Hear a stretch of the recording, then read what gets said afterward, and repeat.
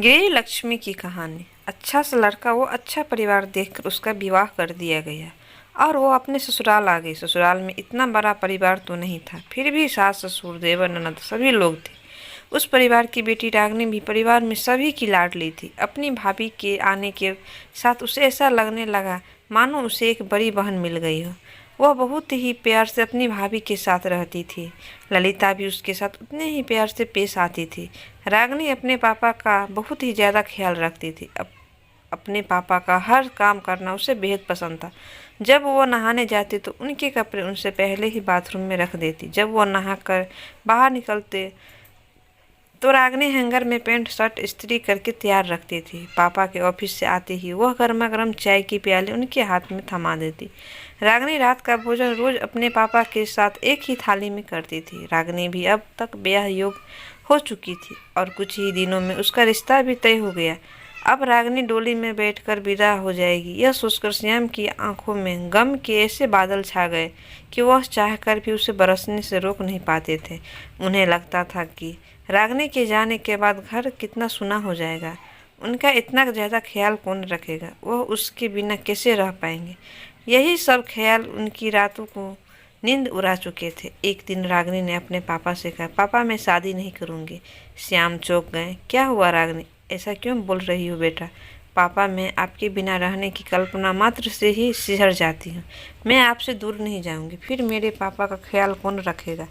रागिनी बेटा, हर बेटी को एक न एक दिन विवाह के बंधन में बंधकर ससुराल तो जाना ही पड़ता है।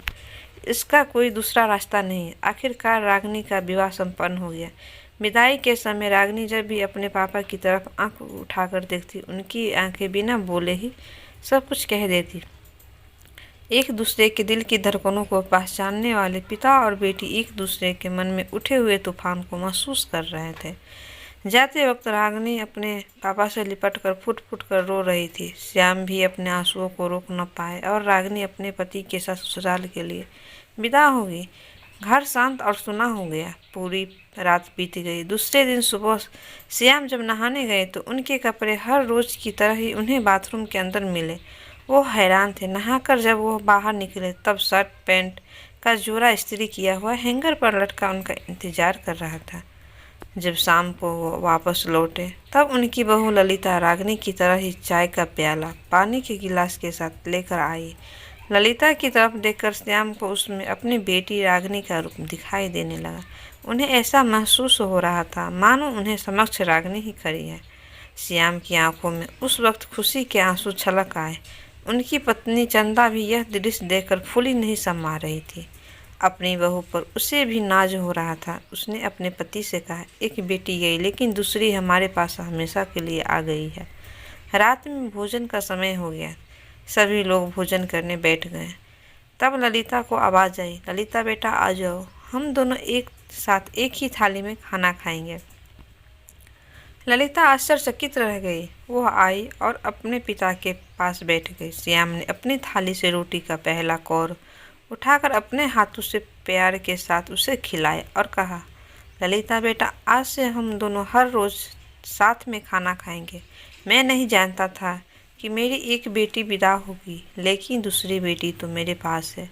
ललिता ने खुश होकर कहा, हाँ पापा, हम दोनों अब से रोज़ साथ में खाना खाएंगे। इतना कहकर ललिता सोच रही थी, कौन कहता है बेटी विदा होकर ससुराल आ जाती है? मुझे तो ऐसा लगता है बेटी एक मायके से विदा होकर दूसरे मायके ही आती है, जहाँ बहन भाई माता पिता और सब मिल जाते हैं।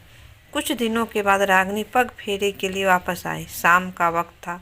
वह अपने ससुराल की बातें सबको बता रही थी। तभी उसके पापा आए और उनके आते ही रागिनी ने देखा उसी की तरह ललिता चाय का प्याला और पानी का गिलास लेकर आ गई और पापा ने प्यार से ललिता के हाथ से चाय ले ली। सपना रागिनी देखकर मन ही मन खुश हो रही थी। रात के भोजन के समय वह अपने पापा के पास आकर बैठ गई। तभी उसके पापा ने आवाज़ लगाई, ललिता बेटा आ जाओ। आज श्याम के एक तरफ ललिता और दूसरी तरफ रागिनी दोनों ही उनके साथ खाना खा रहे थे। आज यह दृश्य देखकर रागिनी बेफिक्र थी कि उसके पापा का ख्याल रखने के लिए उसकी भाभी है, जो पापा को कभी दुखी नहीं होने देगी और उसकी कमी हमेशा पूरी करती रहेगी। आपको यह कहानी कैसी लगी? अपनी प्रतिक्रियाएं ज़रूर भेजें। प्रतिक्रियाओं के साथ ही आप अपनी कहानी भी हमें बता सकते हैं।